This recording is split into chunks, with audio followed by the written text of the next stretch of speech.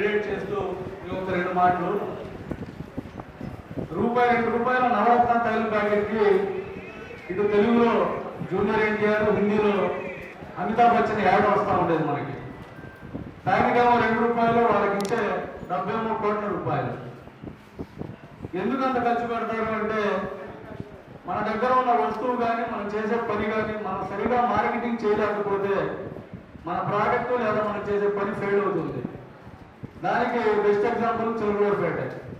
14 నుంచి 19 వరకు 4,900 కోట్ల రూపాయలు అభివృద్ధి చేసినప్పటికీ ఖచ్చితంగా మనం ఒప్పుకున్నా ఒప్పుకోకపోయినా ఆ చేసిన అభివృద్ధి మనం చెప్పుకోవడంలో ఫెయిల్ అయ్యాం కాబట్టి ఆ రోజు మనం ఓడిపోవడం జరిగింది.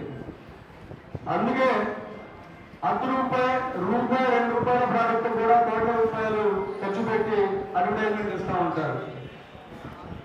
అచ్చు అలాగే మన ప్రాజెక్టు లేదు మన రాష్ట్ర ప్రభుత్వం ఈ సంవత్సర కాలంగా చేసినటువంటి పని రూపాయి పని కాదు, లక్షల కోట్ల రూపాయలు అభివృద్ధి చేసి అది మనం జనంలోకి తీసుకెళ్ళకపోతే అది మనం చెప్పుకోలేకపోతే అది ఖచ్చితంగా మన తప్పవుతుందని కాబట్టి ఈ సంవత్సర కాలంలో చిలకలూరుపేట నియోజకవర్గంలో చేసినటువంటి అభివృద్ధి సంక్షేమం కావచ్చు, రాష్ట్ర వ్యాప్తంగా నారా చంద్రబాబు నాయుడు గారి ఆధ్వర్యంలో కూటమి ప్రభుత్వం చేసినటువంటి అభివృద్ధి సంక్షేమం ఖచ్చితంగా ప్రతి ఇంటికి మనం డోర్ టు డోర్ తిరగవలసిందే.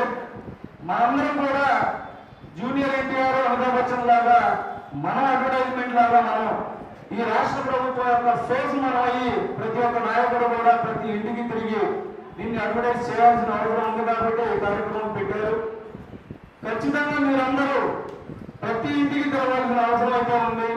ఇందాక పెద్దలకు ఒకే చోట కూర్చొని ఈ బాట్ రిజిస్ట్రేషన్ చేయకుండా ఇల్లు తిరిగిన ఒక కేఎస్ఎస్కి వచ్చేసి 30 ఓట్లు ఇచ్చాం మనం.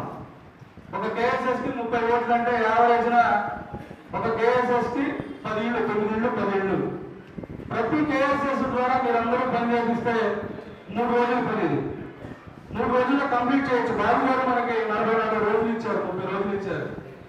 కేఎస్ఎస్ లో 50% కేఎస్ఎస్ లో పని చేసినా 3 రోజుల్లో అయిపోయే పని కాబట్టి ప్రతి ఒక్కరు నేను బూత్ కన్వీనర్ కాదు కదా, బాధ్యత నాకు లేదేమో, నేను వార్డు ప్రెసిడెంట్ కాదు కదా, నాకు బాధ్యత లేదేమో అనుకోకుండా ఇందాక పెద్దలు అన్నట్టు ప్రతి నాయకుడు ఇది నేనే చేయాలి అని బాధ్యతగా తీసుకొని ప్రతి ఇల్లు తిరిగి ఈ కార్యక్రమాన్ని పూర్తి చేయాలని చేస్తాడని మనసారా కోరుకుంటూ ఇప్పుడు గౌరవనీయులు పెద్దలు